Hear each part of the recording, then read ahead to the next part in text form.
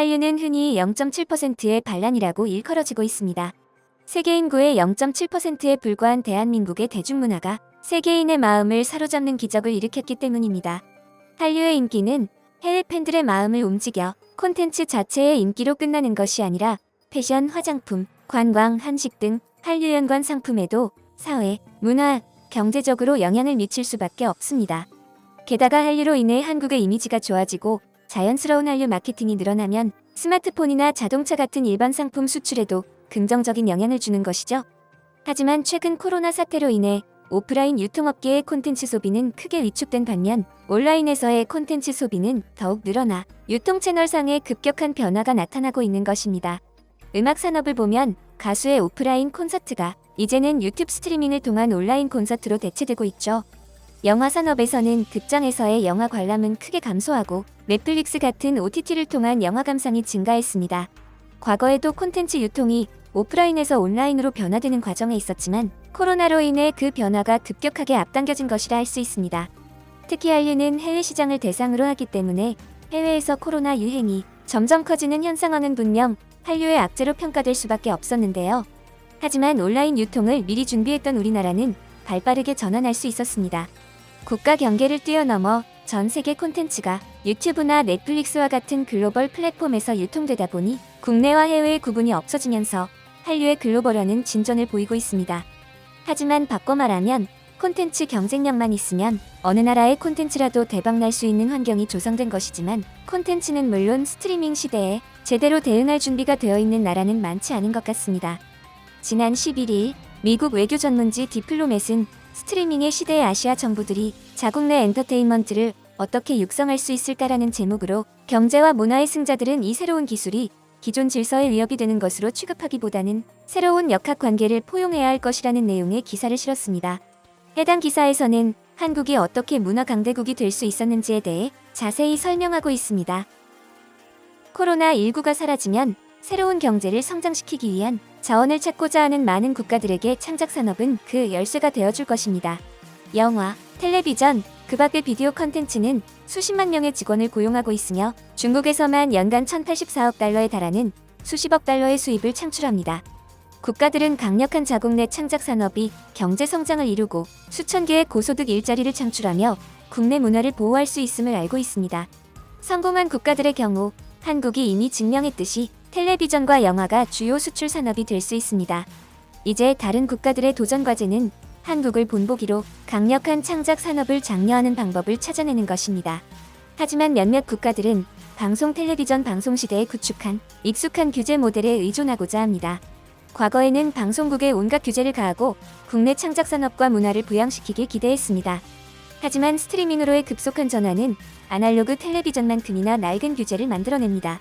경제와 문화의 승자들은 이 새로운 기술이 기존 질서에 위협이 되는 것으로 취급하기보다는 새로운 역학관계를 포용할 것입니다. 불행히도 몇몇 국가들은 디지털 세상의 아날로그 정책을 고려 중입니다. 예를 들어 베트남은 새로운 스트리밍 서비스를 과거 방송국처럼 취급하며 심의하고 국내 회사와 공동 파트너십을 강요하는 것을 고려 중입니다. 한국의 경우 경이로운 문화 성공 사례를 보여주고 있습니다.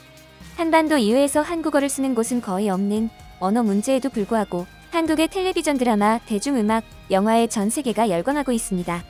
한국은 자국 내 창작자들의 역량을 강화해주는 탄탄한 법률과 정책을 통해 문화 강대국이 되었습니다. 한국 정부는 예술 교육, 훈련, 인프라 투자를 통해 영화와 텔레비전 드라마를 제작하도록 하고 민간 투자에 세금 감면 혜택을 부여하고 저작권 보호를 강화함으로써 한국 문화 상품이 소비자들에게 어필하도록 만들어 왔습니다. 이러한 세계적인 성공은 품질 좋은 생산을 격려하는 정책과 함께 국내에서 시작되는 것입니다.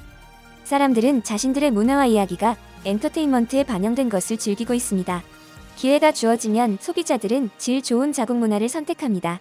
결국 이러한 수준의 프로그래밍 중 일부가 경쟁이 치열한 글로벌 시장으로 나아가게 되는 것입니다. 자국과 수출 시장 모두에서 성공한 나라는 사람들이 정말 보고 싶어하는 컨텐츠를 만들도록 창작 산업을 격려하는 나라가 될 것입니다. 정책 기반자들은 보호주의 정책으로 국내 창작자들을 지켜줄 것이 아니라 한국처럼 경쟁할 도구를 만들도록 도와야 합니다. 한류는 이제 온라인을 통해 일부 선진국뿐만이 아니라 전 세계 모든 나라의 콘텐츠와 경쟁해야 하기 때문에 콘텐츠의 경쟁력이 더욱 중요해지고 있습니다. 이에 관련해서도 해외 언론들은 코로나 이후 시대를 주도할 문화 콘텐츠 사업에서 한국이 그 중심에 설 것이라는 내용의 기사를 여러 매체에서 다루고 있는데요. 지난 9일 미국 매체 월스트리트 저널에서는 넷플릭스 최고 인기 외국 영화 및 드라마가 미국 취향에 대해 말해주는 것이라는 제목의 기사에서도 넷플릭스에서 서비스되는 한국의 영화들이 미국 시청자들을 사로잡았으며 앞으로도 그 비중은 커질 것이라는 내용을 집중적으로 다뤘습니다. 지난 9일과 10일 이틀 동안 연이어 미국 버라이어티에서도 한국 콘텐츠가 드라마, K-팝 영화 등 다양한 분야에서 역사를 다시 쓰고 있으며 글로벌 경쟁력이 높아져가고 있다는 내용의 기사를 실었습니다. 또한 해외 언론들은 한류의 성공을 지원하되 간섭하지 않는 한국 정부의 정책으로도 설명하고 있는데요.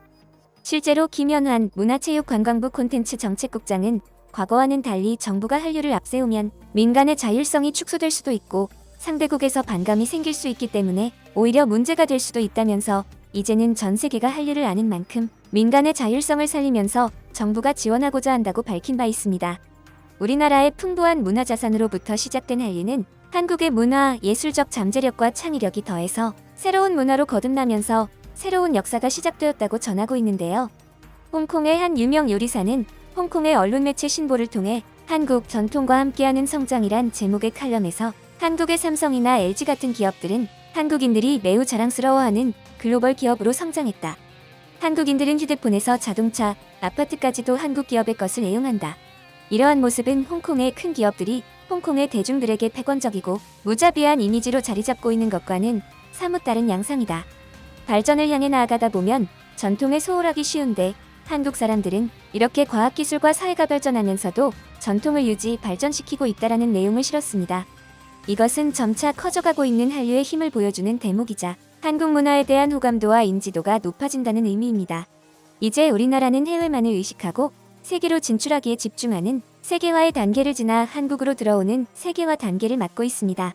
이것은 한국은 이미 중심에 선 국가라는 이야기입니다. 하지만 국내에서도 한류를 코로나 시대의 특수를 누리는 일시적 현상으로 여기면서 조만간 자취를 감출 것이라고 말하는 사람들도 있고 근거 없이 한류를 부정하는 일부의 시각도 분명히 존재하고 있습니다. 이 같은 우려와 비판에도 불구하고 한류의 성장과 확산은 멈추지 않고 있죠. 우리는 코로나가 종결될 때까지 기다리지 않고 오프라인에서 온라인으로 변화하고 있습니다. 그리고 코로나가 유행하지 않았더라도 이런 적극적인 대응은 장기적으로 유효한 전략이 될 것이며 코로나가 끝난 후에도 지속 가능한 한류 확산의 토대 형성에 큰 역할로 남을 것입니다. 여러분의 소중한 의견을 남겨주세요.